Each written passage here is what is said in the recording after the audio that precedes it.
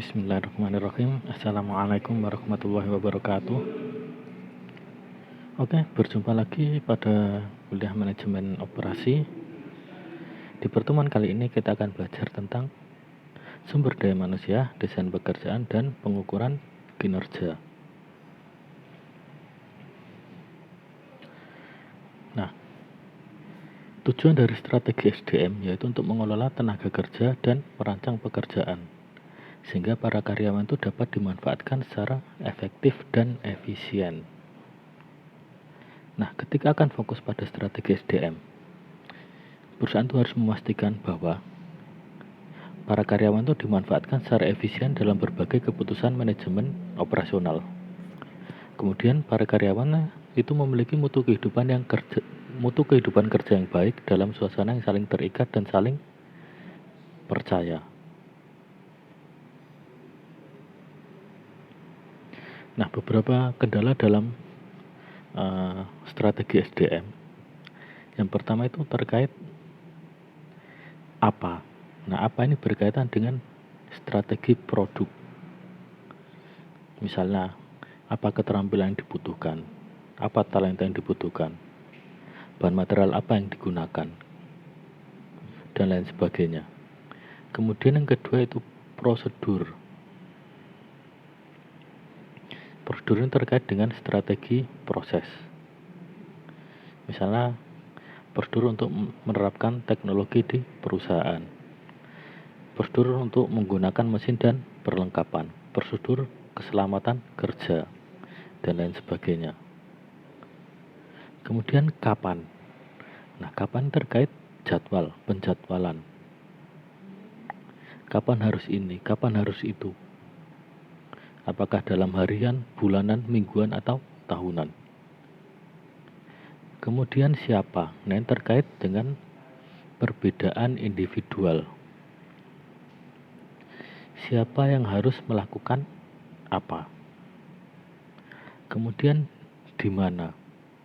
Nah, di mana yang terkait dengan strategi lokasi yang berhubungan dengan misalnya iklim, temperatur, kebisingan, dan lain sebagainya. Kemudian bagaimana? Nah, bagaimana ini terkait dengan strategi layout, terkait bagaimana posisinya, prosesnya, lini perakitannya, sel kerja, produk, dan lain sebagainya. Nah, saya nggak akan bahas lebih banyak terkait dengan SDM karena teman-teman akan belajar tentang SDM itu di manajemen SDM. Kita singgung sedikit saja yang berkaitan dengan manajemen operasi tadi. Nah, sekarang kita masuk ke desain pekerjaan. Nah, desain pekerjaan itu adalah rincian tertulis tentang isi dan cara pelaksanaan tugas atau kegiatan yang mencakup siapa yang mengerjakan tugas, bagaimana tugas itu dilaksanakan, di mana tugas itu dikerjakan, dan hasil apa yang diharapkan. Nah, secara sederhana, desain pekerjaan itu nantinya akan menentukan spesifikasi tugas-tugas yang terkandung dalam pekerjaan seseorang atau suatu kelompok.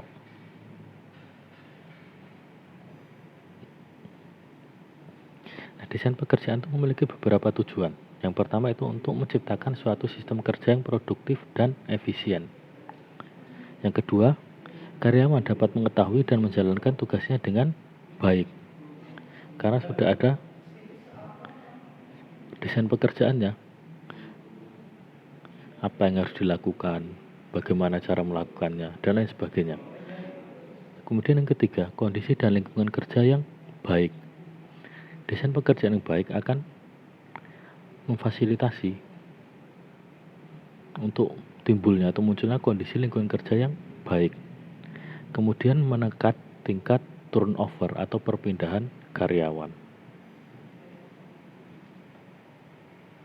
Nah, beberapa hal yang harus dipertimbangkan oleh perusahaan ketika membuat desain pekerjaan.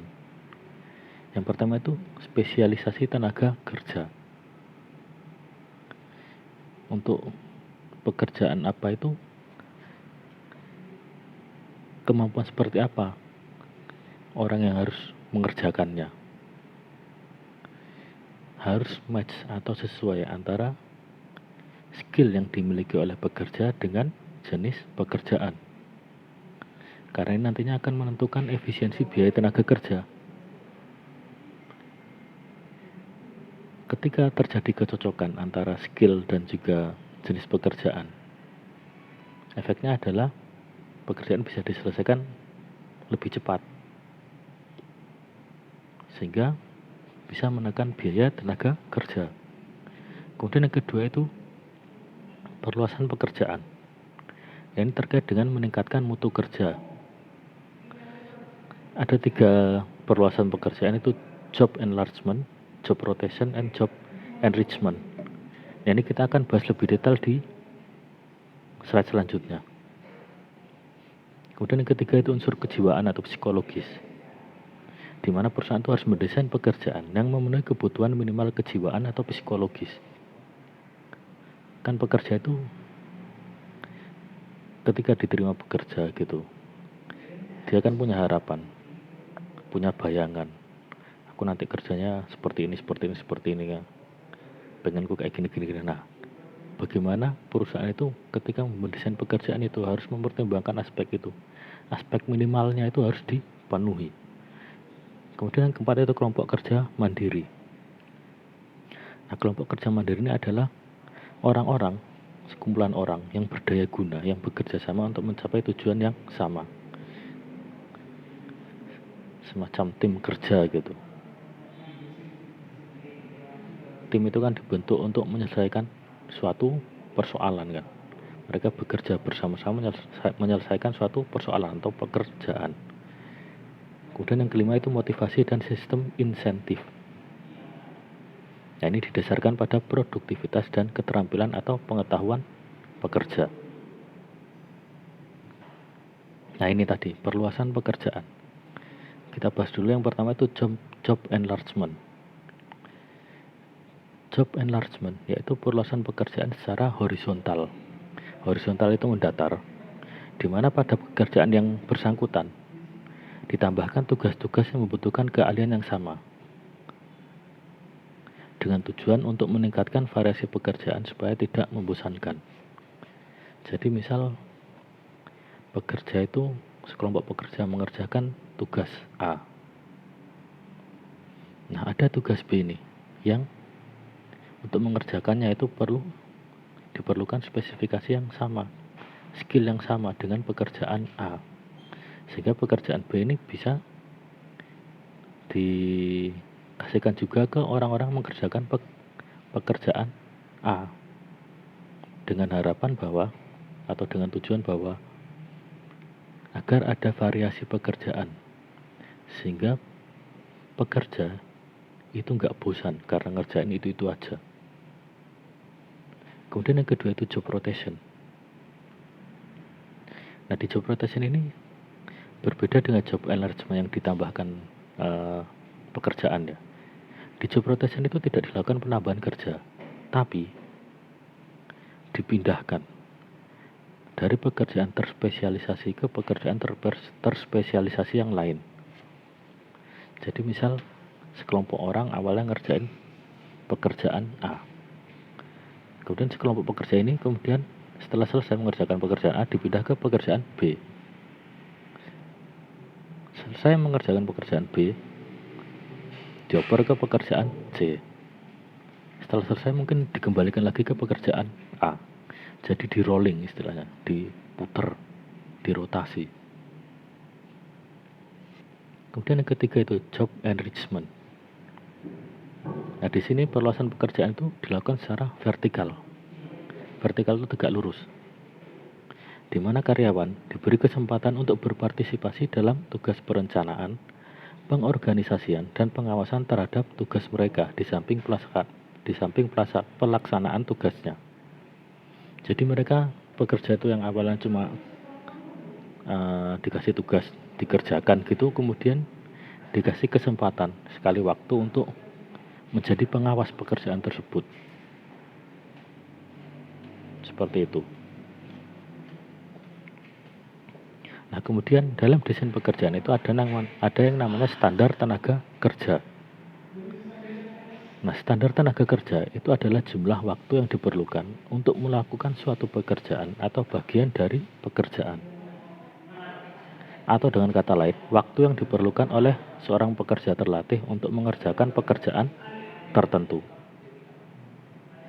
Nah, setiap perusahaan itu memiliki standar kerja yang berbeda. Masing-masing perusahaan itu berbeda.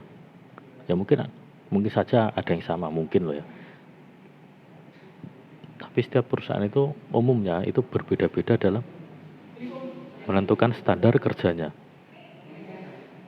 Kemudian standar tenaga kerja ini perlu diukur dengan pengukuran kerja, yaitu kegiatan yang berkaitan dengan penetapan waktu standar atau standar tenaga kerja. Nah, manfaat standar kerja itu sendiri adalah yang pertama, untuk membantu menentukan biaya tenaga kerja.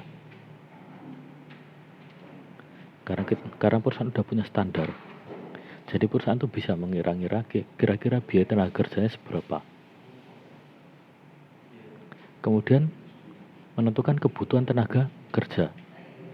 Ya karena sudah ada standarnya, jadi perusahaan tahu kira-kira untuk mengerjakan pekerjaan A misal, itu diperlukan berapa tenaga kerja. Kemudian pembagian tugas. Perusahaan karena sudah punya standar, jadi perusahaan bisa membagi tugas kepada setiap pekerja itu sesuai dengan keahliannya, disesuaikan dengan jenis pekerjaan yang akan dilakukan. Kemudian keseimbangan beban kerja. Dengan adanya standar tenaga kerja, perusahaan bisa membuat pelimpahan beban kerja itu kepada masing-masing pekerja itu seimbang. Nggak ada orang yang mengerjakan lebih banyak dan yang lebih sedikit gitu. Kalau di rata-rata seimbang. Kemudian penjadwalan yang adil. Perusahaan juga bisa menentukan penjadwalan untuk masing-masing pekerja itu secara adil. Misalnya setiap pekerja dapat 5 shift per minggu gitu. Kemudian rencana insentif. Ini terkait dengan upah. Untuk pekerjaan apa, digajinya berapa. Dan kalau bisa melebihi standarnya mungkin dapat bonus dan lain sebagainya. Kemudian pengukuran efisiensi. Karena udah ada standarnya, bisa dilakukan pengukuran. Apakah operasi perusahaan itu sudah memenuhi standar ini, sudah efisien atau belum. Nah, penentuan standar tenaga kerja itu bisa dilakukan melalui 4 metode. Yang pertama ada pengalaman waktu historis, kedua studi waktu, ketiga standar waktu yang telah ditetapkan sebelumnya, dan yang keempat adalah pengambilan sampel kerja. Nah, kita bahas mulai dari yang pertama itu pengalaman historis. Nah, dalam pengalaman historis ini, standar kerja itu dapat diestimasi berdasarkan pengalaman historis dengan melihat banyak jam kerja yang diperlukan untuk mengerjakan suatu tugas pada waktu terakhir kali tugas tersebut dikerjakan. Jadi penentuan waktunya itu kita lihat. Misal pekerjaan A, itu butuh waktu berapa? Kita lihat. Waktu terakhir kali tugas A itu dilakukan, itu butuh waktu berapa menit atau berapa jam misal. Nah, ini nanti akan dijadikan dasar untuk menentukan standar kerjanya. Keunggulan dari metode ini adalah cepat dan murah. Ya karena tinggal lihat kan. Minta karyawan ngerjain tugas A itu tadi, dilihat kemudian dicatat waktunya. Cepat, murah lagi. Kemudian tapi kekurangannya adalah kurang objektif dan kurang akurat. Nah, yang perlu menjadi catatan di sini adalah penggunaan metode ini itu kurang direkomendasikan. Karena itu tadi, karena kelemahannya adalah kurang objektif dan kurang akurat. Padahal untuk menetapkan standar kerja kan diperlukan keakuratan kan. Sehingga penggunaan metode ini itu kurang direkomendasikan. Lebih direkomendasikan untuk menggunakan 3 metode lain yang akan dibahas setelah ini. Nah, ini metode yang kedua, itu studi waktu. Nah, studi ini dilakukan menggunakan stopwatch untuk mengamati waktu tugas. Nah, waktu standar dihitung berdasarkan pengamatan terhadap seseorang pekerja yang melaksanakan siklus tugasnya secara berulang-ulang. Jadi ada pekerjaan A dilaksanakan oleh seorang pekerja gitu, dihitung, kemudian dilaksanakan lagi, dihitung, begitu terus. Nah, setelah ditetapkan, waktu standar tersebut diberlakukan kepada seluruh pekerja yang melakukan pekerjaan yang sama. Sudah ketemu waktunya, kemudian diberlakukan untuk semua pegawai yang melakukan pekerjaan A. Waktunya adalah sekian. Nah, pekerja yang dipilih untuk diamati tugasnya adalah pekerja yang terlatih dan bekerja dengan metode kerja yang sesuai. Nah, ini langkah menentukan standar kerjanya dengan menggunakan studi waktu. Yang pertama itu mendefinisikan tugas untuk dipelajari. Kedua, membagi tugas ke dalam elemen secara persis tepat. Ketiga, membagi beberapa kali untuk mengukur tugas. Keempat, mencatat waktu standar dan melakukan pemeringkatan. Kelima, menghitung rata-rata waktu observasi. Nah, rata-rata atau min waktu observasi itu adalah dihitung dengan menggunakan jumlah waktu yang diterima untuk kinerja masing-masing elemen dibagi jumlah observasi.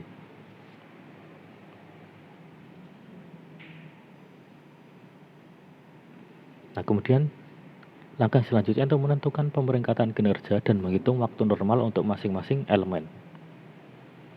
Nah, waktu normal itu dihitung dengan menggunakan rumus rata-rata waktu observasi yang sudah dicari di tahap sebelumnya ini dikalikan faktor pemeringkatan kinerja. Kemudian langkah selanjutnya itu menambahkan waktu normal untuk tiap elemen untuk mengembangkan total waktu normal bagi tugas. Dan yang terakhir yaitu menghitung waktu standar. Waktu standar dihitung dengan menggunakan rumus total waktu normal dibagi 1 minus faktor cadangan. Nah, untuk lebih jelasnya kita langsung masuk saja ke contoh soalnya. PT Motivator Handal akan melakukan seminar pengembangan manajemen dengan mengirimkan ribuan surat melalui pos kepada berbagai perusahaan yang diketik. Observasi telah dilakukan dan menghasilkan data seperti yang ada pada tabel. Faktor cadangannya sebesar 15%, hitung waktu standarnya. Nah, ini elemen pekerjaannya ada pengetikan surat, pengetikan alamat surat, kemudian menempelkan perangko, segel, dan memasukkan ke dalam amplop. Nah, dilakukan pertama untuk pengetikan surat itu 8, kemudian 10, 9, 21, 11. Pengetikan alamat surat 2, 3, 2, 1, 3. Perangko, segel, dan amplop 2, 1, 5, 2, 1. Peringkat kinerjanya, pengetikan surat 120%, pengetikan alamat surat 105%, perangko, segel, dan amplop adalah 110%. Nah, langkah pertama harus kita lakukan adalah hapus observasi yang ditandai dengan bintang. Kita lihat, kenapa harus dihapus? Teman-teman lihat itu. Misal di pengetikan surat yang ditandai dengan bintang kan 21 kan. Padahal di yang sebelum-sebelumnya, di bagian yang lain itu waktunya itu 8, 10, 9, 11. Berkisar antara 8 sampai 11. Tapi tiba-tiba ada satu yang dia itu keluar jalur jadi 21. Nah, ini bisa misal waktu pekerjanya lagi ngetik surat ini ada atasan yang datang nanya-nanya apa gitu, atau ada teman yang datang kemudian ngajak ngobrol, akhirnya waktunya jadi lama. Ini gangguan. Kalau dalam statistik, kalau teman-teman sudah belajar statistik, ini namanya outlier, harus kita buang. Kemudian ada juga itu yang di perangko, segel, dan amplop Yang lainnya kan 2, 1, 2, 1 gitu kan. Berarti berkisar 1 sampai 2 untuk mengerjakan tugas tersebut. Tapi tiba-tiba ada 5.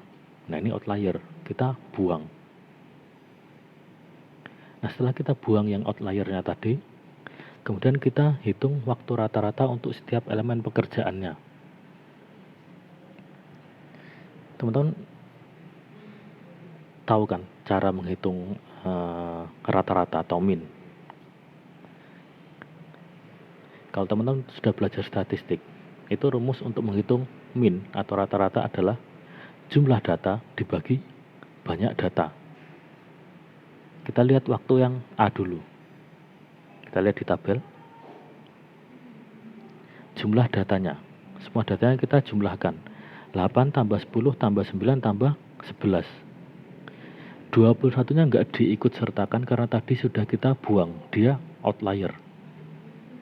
8 tambah 10 tambah 9 tambah 11 dibagi banyak datanya berapa? Ada 4 kan? 8, 10, 9, 11. Ada 4. Harusnya 5 tapi yang outlier tadi kita buang. Jadi sisa 4. Nah, kita jumlahkan. 8 tambah 10 tambah 9 tambah 11 kita bagi 4. Ketemunya 9,5 menit. Lakukan hal yang sama untuk B dan C. Ini salah ketik ya. Untuk rata-rata untuk A, B, C. Tiap-tiap elemen pekerjaannya. Nah, kemudian setelah kita hitung rata-ratanya, kita hitung waktu normalnya. Waktu normal tadi rumusnya apa? Kita lihat dulu. Rata-rata waktu diobservasi. Rata-rata tadi kita sudah cari. Dikalikan faktor pemeringkatan kinerja. Peringkat kinerjanya ada ini, yang di tabel paling kanan, peringkat kinerja.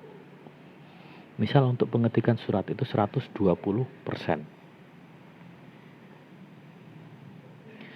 Untuk yang A tadi rata-ratanya 9,5 menit. Berarti waktu rata-ratanya 9,5 kita kalikan dengan tadi peringkat kinerjanya itu 120%. Nah, 120% itu sama dengan 120 dibagi 100. Yang kalau didesimalkan hasilnya adalah 1,2. Nah, 1,2 kita kalikan 9,5 hasilnya 11,4. Nah, lakukan yang sama untuk pekerjaan B dan C. Setelah ketemu semua waktu normalnya, kemudian kita cari total waktu normalnya. Kita jumlahkan semuanya dari A, B, C itu 11,4 tambah 2,31 tambah 1,65.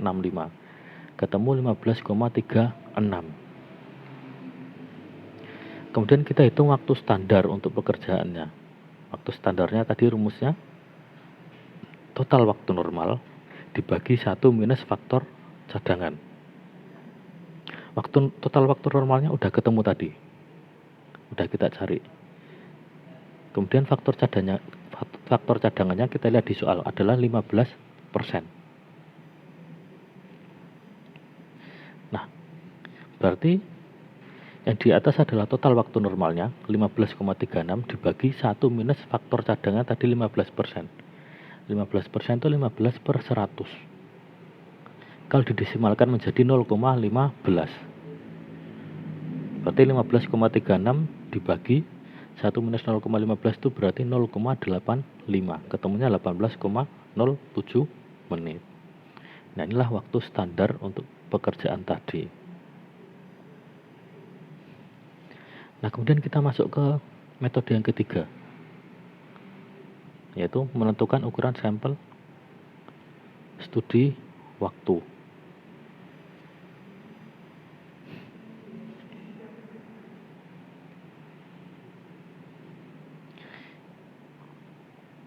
Oh, ini masih pembahasan lanjutan dari yang tadi ya.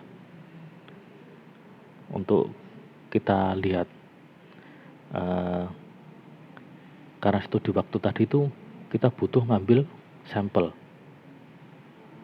Berapa banyak sampel yang dibutuhkan untuk menentukan standar kerjanya. Nah, studi waktu itu membutuhkan proses pengambilan sampel. Biar bisa, kalau cuma ngambil satu aja kan tingkat biasnya kan tinggi kan. Karena masing-masing pekerja itu kemampuannya berbeda. Jadi Untuk lebih dapat menggeneralisir, kita lakukan pengambilan sampel. Kalau mau meneliti keseluruhan populasi bisa, tapi memakan banyak waktu, tenaga, dan biaya. Makanya untuk menghindari hal itu bisa dilakukan dengan pengambilan sampel. Nah, rumus untuk menentukan ukuran sampel yang sesuai itu N sama dengan ZS per HX kuadrat. Z-nya itu standar deviasi untuk tingkat keyakinan yang diinginkan, didapatkan dari tabel. S itu standar deviasi sampel awal, kita bagi dengan H-nya, yaitu tingkat keyakinan, X-nya rata-rata sampel awal. Langsung masuk saja ke contoh. Oh, ini nilai tabelnya, teman-teman bisa baca. Untuk tingkat keyakinan 90%, nilai Z-nya 1,65. 95%, 1,96, dan seterusnya. Ini cuma ringkasan tabel aja. Lebih lengkapnya teman-teman bisa search di Google. Nah, ini contoh soalnya. Anda diminta oleh sebuah perusahaan untuk memeriksa standar tenaga kerja yang dipersiapkan oleh analisis yang baru saja diberhentikan oleh perusahaan. Nah, tugas pertama Anda adalah untuk menetapkan ukuran sampel yang benar. Tingkat keyakinannya itu 95%, standar deviasinya adalah 1, dan rata-rata adalah 3. Kita masukkan N sama dengan N itu jumlah sampelnya ya. Z-nya itu apa? Z-nya itu kan yang kita dapatkan dari tabel kan. Tingkat keyakinan 95%, kita cek. 95 nilai Z-nya adalah 1,96. Berarti Z-nya 1,96, kita kalikan S-nya itu standar deviasi adalah 1 dibagi tingkat keyakinannya 95%, itu 0,05. Kalau teman-teman udah belajar statistik, itu untuk menentukan misal 90% itu 0,1, 95% 0,05, 99% 0,01. Cara mendapatkannya gimana? Teman-teman kurangkan aja 100% dengan tingkat keyakinannya tadi. Misalnya ini 95%. 100% kurangi 95%, hasilnya adalah 5%. 5% itu 5 per 100. Ketemunya desimalnya adalah 0,05. Kemudian kita kalikan X-nya adalah rata-rata. Kemudian kita kuadratkan hasilnya. Ketemunya 170,74 atau dibulatkan menjadi 171. Nah, ini jumlah sampel yang dibutuhkan dalam studi waktu. Nah, kemudian metode yang ketiga itu standar waktu yang telah ditetapkan sebelumnya.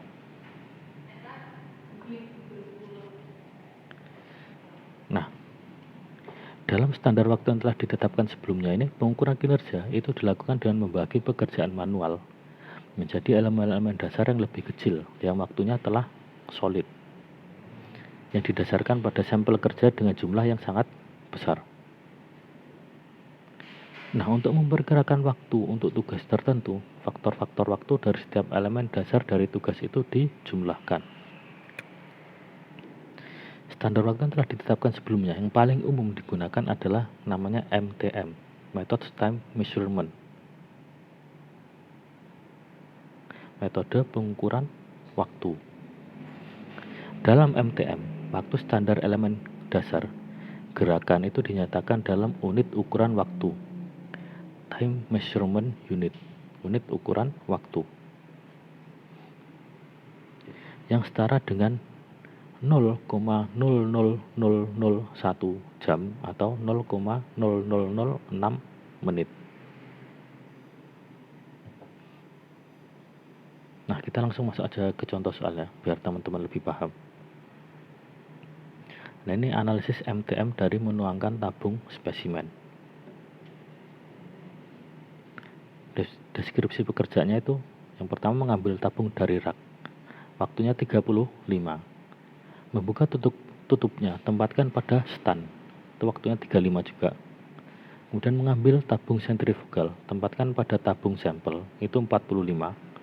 Tuangkan, itu 82. Tempatkan tabung di dalam rak adalah 40.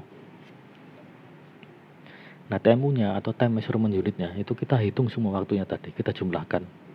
35 tambah 35 tambah 45 tambah 82 tambah 40. Ketemunya adalah 238. Nah, 238 ini kita kalikan dengan tadi. TMU-nya ini. Satuannya 0,00001 jam atau 0,0006 menit. Di sini kita kalikan yang menit. Berarti 238-nya kita kalikan 0,0006. Ketemunya adalah 0,143 menit. Kemudian kita jadikan detik, hasilnya adalah ketemunya dijadikan detik adalah 8,6 detik.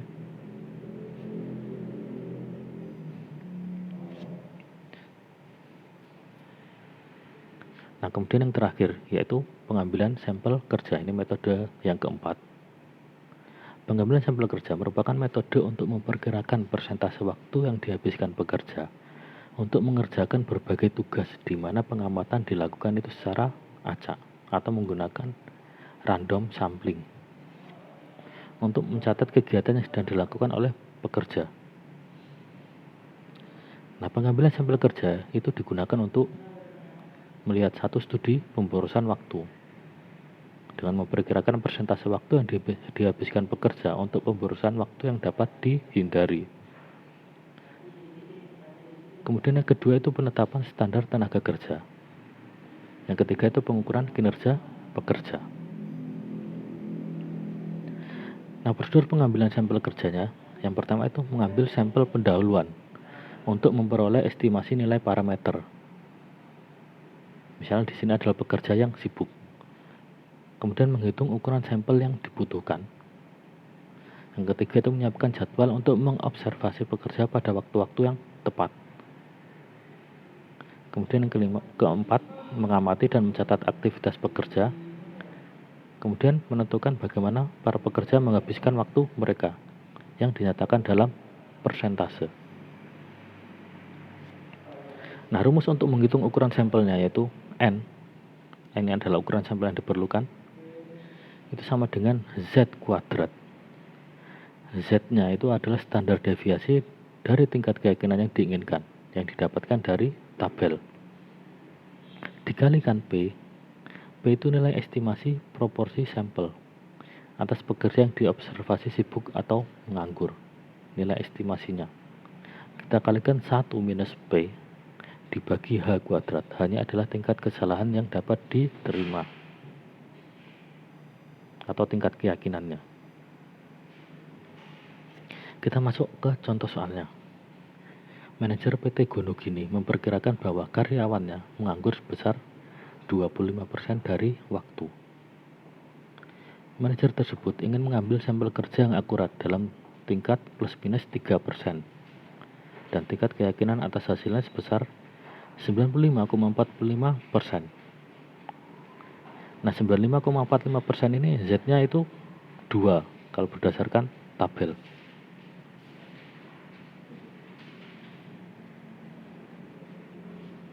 Nah, kemudian kita cari menggunakan rumus Z-nya 2, kemudian P-nya 0,25 dikalikan 1 minus P. P-nya di situ kan tadi berapa? 0,25 kan. Berarti 1 minus 0,25 ketemunya 0,75. Dibagi hanya adalah 0,003 kuadratkan. Ketemu hasilnya adalah 833,33 observasi. Nah, sekian materi manajemen operasi pada kesempatan kali ini terkait dengan SDM, desain pekerjaan, dan pengukuran kinerja. Semoga bermanfaat. Wassalamualaikum warahmatullahi wabarakatuh.